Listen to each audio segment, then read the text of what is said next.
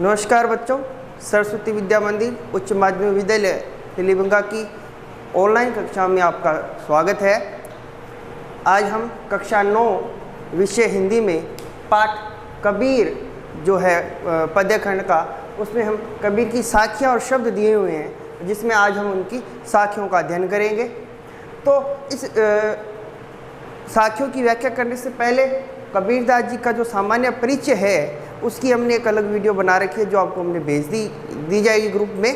तो सामान्य हल्की सी 2-3 बात मैं आपको बता दूं। जो कबीरदास जी हैं, इनका जन्म 1398 ईस्वी में हुआ था, लहरतारा जो कि काशी में है। इनकी मृत्यु 1518 में मगहर में हुई। इन कबीरदास जी जो हैं हिंदू और मुस्लिम दोनों धर्मों में समान रूप से आदरणीय हैं, पूजनीय हैं, सम्मानीय हैं। कबीरदास जी जो हैं वो भक्ति काल के निर्गुण धारा के ज्ञानाश्रय शाखा के प्रमुख संत कवि हैं। इनको हम समाज सुधारक, क्रांतिकारी संत कवि के रूप में जानते हैं। कबीरदास जी ने बहुदेववाद का, अंधविश्वासों का, बाह्य आडंबरों का खंडन किया और ईश्वर की एकता, मानवता का संदेश, सामाजिक समरसता का संदेश अपनी काव्य रचनाओं के माध्यम से दिया है। कबीरदास जी अनपढ़ थे, परंतु ये बहुश्रुत थे। इन्होंने संतों के, फकीरों के साथ रह कर के ज्ञान को प्राप्त किया था और उसी ज्ञान को उन्होंने अपनी सरल सहज भाषा में आम जन को बताने में क्या है, सिद्धस्थ थे ये कबीरदास जी। कबीरदास जी का एक ग्रंथ है बीजक। उस बीजक ग्रंथ में साखी, शब्द और रमेनी है और हमें भी साखी और शब्द का यहाँ पर अध्ययन करना है, जिसमें आज हम साखियों का अध्ययन करेंगे। हमारी सबसे पहली जो साखी है वो है मान सरोवर सुभर जल हंसा केली कराही, मुक्ता फल मुक्ता चुगे अब उड़ी अनंत न जाही। मानसरोवर यहाँ पर हम सामान्य अर्थ के रूप में अगर देखें तो मानसरोवर झील है, उसके बारे में कहा गया। सुबर मैंने जो भरी हुई है किससे, जल से। हंसा मैंने हंस, केली मैंने वो क्रीड़ा करते हैं, खेलते हैं, कराई मैंने करते हैं। मुक्ता फल मैंने मोती, मुक्ता चुगे मुक्त होकर के स्वच्छंद रूप से क्या करते हैं, मोतियों को चुगते हैं। अब उड़ी अनत न जाई, अब उड़ी का मतलब अब उड़ करके, अनत मैंने अन्यत्र, न जाई मतलब कहीं भी नहीं जाते हैं। सामान्य अर्थ के अंदर कबीरदास जी यहाँ पर बताते हैं कि जो मानसरोवर जो झील है, उस झील में हंस जो पक्षी है वो क्या है, वहाँ पर क्रीड़ा करता है। मानसरोवर झील जो पूर्णतः जल से भरी हुई है, सराबोर है, और उस झील में हंस क्या करते हैं, क्रीड़ा करते हैं, खेलते हैं। और वहाँ पर क्या कर रहे हैं, तो कहते हैं कि वे हंस मोती को चुगते हैं और अब वे कहीं अन्यत्र नहीं जाना चाहते, क्योंकि हंस को जो प्राप्त करना था मोती, वो मोती उसे क्या है, यहाँ ही मिल गए।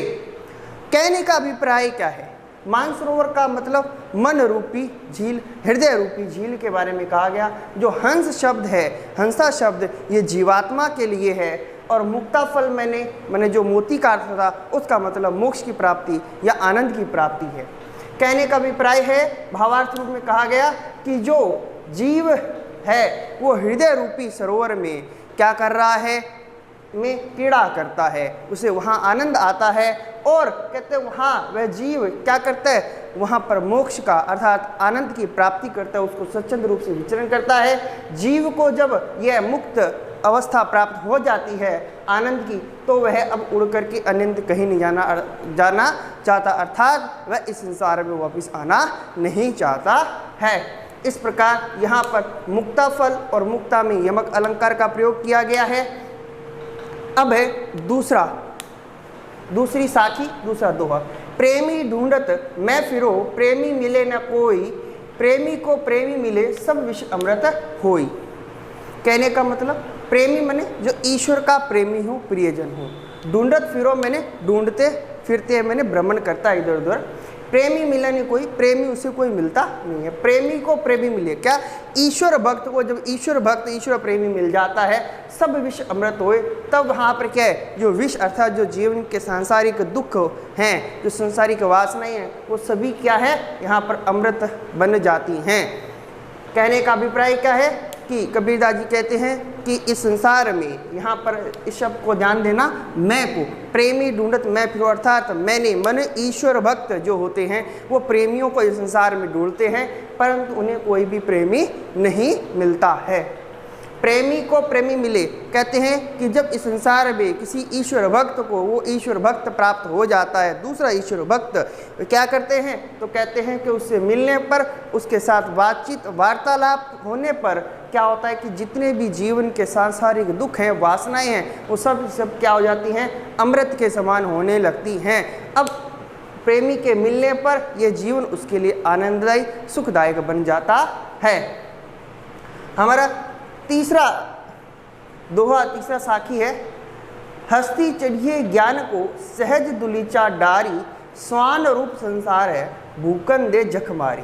हस्ती मैंने हाथी है, चढ़िए मैंने चढ़ना, ज्ञान के हाथी पर चढ़ना, सहज दुलीचा मारी, दुलीचा मैंने आसन, डारी मैंने लगाना, कि सहज सरलता से हमें आसन लगा करके उस पर बैठना चाहिए। स्वान रूप संसार है, स्वान का मतलब कुत्ता, ये कुत्ता ये जो संसार है वो कुत्ते के रूप में बताया गया यहाँ पर। भूकन दे जखमारी, भूकन में जो भौंकने दे, जखमारी मन में जो मजबूर होकर के अपने समय को बर्बाद करता है। कहने का अभिप्राय क्या है, कबीरदास जी कहते हैं कि सामान्य पंक्ति अगर मैं ये कहूँ कि जब हाथी चलता है तो कुत्ते भौंकते हैं, ऐसी पंक्ति हम जन में प्रचलित है। उसी को यहाँ पर कबीरदास जी ने साखी के माध्यम में बताया कि ज्ञान के हाथी पर चढ़िए, सहज आसन को पर विराज हो जाइए, अर्थात व्यक्ति स्वयं क्या करे, अपने ज्ञान को, ज्ञान की सामर्थ्य शक्ति को सदैव बढ़ाता रहे और उस आसन पर, ज्ञान के आसन पर सहज रूप से क्या करे, अपने जीवन को व्यतीत करे। स्वान रूप संसार है, ये जो संसार है वो कुत्ते की तरह है। कुत्ता भौंकता रहता है, क्या करता है, वह अपना समय क्या करता है, बर्बाद करता है, समय क्या करता है, व्यतीत कर देता है मजबूर होकर के। जबकि कहते हैं कि जो ज्ञान के हाथी पर बैठा होता है वह इस संसार के इन ये जो कुत्ते रूपी जो भौंकने वाले हैं, इनकी बातों की ओर ध्यान नहीं देता।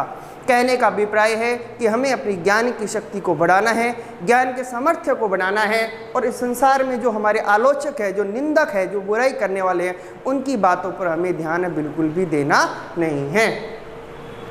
हमारा चौथा दोहा है, पखा पखी के कारणे सब जग रहा भुलान, निरपक होई के हरि भजे सोई संत सुजान। पंखा पखी माने पक्ष विपक्ष के कारणे, मतलब के कारण से, सब जग रहा भुलान, सब जग मैंने ये संसार क्या है, भुलान मैंने भुलाया गया। क्या, निरपक होई के हरि भजे, निरपक मैंने निष्पक्ष हो करके, होई के हरि भजे मैंने जो हरि का भजन करता है। सोई संत सुजान, वह कौन है, वह संत व्यक्ति ही, वह संत ही क्या है, सुजान सज्जन व्यक्ति है। कहने का अभिप्राय है यहाँ पर कबीरदास जी ने संप्रदाय भेद की बात की है कि हम हिंदू मुसलमान या अपने जाति, अपने धर्म में भी हम क्या करते हैं, अपने संप्रदाय को महत्व देते हैं, दूसरे की आलोचनाएं करते हैं। तो यहाँ कहते हैं कि हम अपने पक्ष और विपक्ष के कारण, हमारा पक्ष सही है, दूसरे का हम विरोध करते हैं, इस कारण से जो चीज़ हमें याद रखनी चाहिए थी, क्या करें, सब जगह रहा भुलान, जो मूल तत्व को ध्यान में रखना था, वो ईश्वर के भजन को, वे ईश्वर की महिमा का गान को, उस ज्ञान को प्राप्त करना, वो हम क्या है, भूल रहे हैं। फिर कहते हैं निरपक होई के हरि, हरि भजे, जो निष्पक्ष होकर के, अर्थात जो इस संप्रदाय भेद के में न पढ़ करके, पक्ष विपक्ष में नहीं पढ़ के, किसी का विरोध, किसी का समर्थन न करते हुए निष्पक्ष होकर के उस परमात्मा के ज्ञान को, ईश्वर के ज्ञान को जो क्या करता है, प्राप्त करता है, अर्थात उस ईश्वर को भजता है, उस ईश्वर का भजन करता है, सुमिरन करता है, सोई संत सुजान, वही व्यक्ति कौन संत है, वही व्यक्ति सुजान है, वही सज्जन है। कहने का अभिप्राय कि कबीरदास जी कहते हैं कि इस संसार में हमें किसी धर्म संप्रदाय के में न पढ़ करके, उससे परे होकर के निर्गुण निराकार भाव से उस ईश्वर का हमें भजन करना चाहिए। हमारी पांचवी साखी है, हिंदू मुआ राम कही मुसलमान खुदाई, कहे कबीर सो जीवता जो दूह के निकट न जाई। हिंदू मुआ राम गई, हिंदू क्या राम राम कहता हुआ मैंने मर गया, हिंदू राम राम कहते मर जाता है। मुसलमान खुदाई, और मुसलमान खुदा मैंने अल्लाह कहते कहते, कहे कबीर सो जीवता। कबीरदास जी कहते हैं जो जीवता मैंने जीवित है, कौन? जो दुहू के निकट न जाए, जो इन दोनों के निकट नहीं जाता है। कहने का अभिप्राय है, आशय कहते हैं, स्पष्ट करते हुए कहते हैं कबीरदास जी कि जो हिंदू है वो राम राम कहता, अर्थात अपने उस ईश्वर का बखान करता करता क्या है, मर जाता है, इस संसार को छोड़ के चला जाता है, परंतु उस मोक्ष की प्राप्ति वह नहीं कर पाता। मुसलमान खुदा करता करता अर्थात अल्लाह अल्लाह करता करता ही चले जाते हैं, वो उस ईश्वर की, अल्लाह की जो बंदगी जो उसे करनी चाहिए थी वो वह नहीं कर पाता है। कहे कबीर सो जीवता। कबीरदास जी कहते हैं इस संसार में वो ही जीवित है, कौन? कहते जो दुहू के निकट नहीं जाए। दुहू मैंने दोनों के जो निकट नहीं जाता। कहने का मतलब जो राम और खुदा के चक्कर में न पड़ करके उस ईश्वर की जो भक्ति है वो करता है। क्योंकि जब व्यक्ति राम और खुदा अल्लाह करने लग जाता है तो कबीरदास जी कहते हैं वह द्वैत भाव रखता है, अर्थात अंतर रखता है। जब हम इस संसार में इस अंतर को समाप्त कर देते हैं, अर्थात इस अद्वैतता को प्राप्त कर ले कि हिंदू और मुस्लिम दोनों ही क्या हैं, राम और खुदा दोनों ही उस ईश्वर का एक ही अंश भिन्न भिन्न रूप में हमें दिखाई देते हैं, तो वो अंश एक ही है। उस एक अंश को अर्थात उस अद्वैत भाव को जब व्यक्ति स्वीकार कर लेता है तो वही व्यक्ति इस संसार में क्या है, जीवित रहता है। कहने का अभिप्राय जो इस संसार में उस ईश्वर का अद्वैत भाव से क्या करे, भजन करे, वह ही जीवित है, ऐसा कबीरदास जी कहते हैं। हमारी छठी साखी है, काबा फिर काशी भया रामई भया रहीम, मोट चून मैदा भया बैठी कबीरा जी। काबा फिर काशी भया, काबा फिर काशी हो जाता है, भया मैंने हो जाता, रामई भया रहीम, राम क्या हो जाता है, रहीम हो जाता है, भया मैंने हो जाना है। मोट चून मैदा भया, मोटा चून मैंने मोटा आटा क्या हो जाता है, मैदे के समान होता है। बैठी कबीरा जी, और कबीरदास जी बैठ करके क्या करते हैं, जीम मैंने उसे जीमते हैं, अर्थात उस भोजन को ग्रहण करते हैं। कहने का अभिप्राय है कि जब व्यक्ति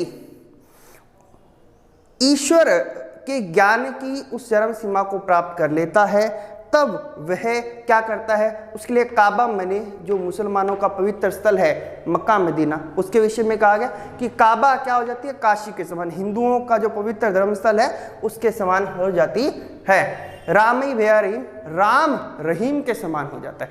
कहने का मतलब काबा और काशी में उसके लिए कोई अंतर नहीं रह जाता जब वो उस ईश्वर के उस ज्ञान को जान जाता है। राम ही रहीम हो जाता है, राम ही रहीम है, रहीम ही राम है, दोनों की एकता पर बल यहाँ पर देते हैं। कहते हैं कि जिस प्रकार मोट चूर्ण मैदा भया, कि जो आटा होता है वो मोटा होता है और उसी आटे से क्या है जब उसको बारीक कर देते हैं या उसे छान लेते हैं तो वह क्या निकल जाता है, मैदा बन जाता है।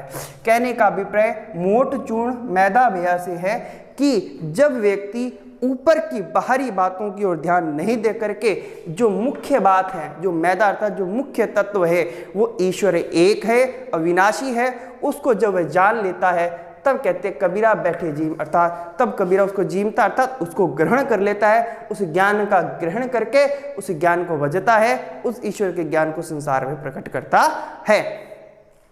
यहाँ पर कबीरदास जी ने एकता पर बल दिया है, धर्म संप्रदाय की जो अंधविश्वासी रूढ़ियां हैं उनकी ओर ध्यान नहीं दे करके क्या कि जो एकता को मानते हुए ईश्वर एक है, निराकार है, निर्गुण है, इस बात को इन्होंने महत्व दिया।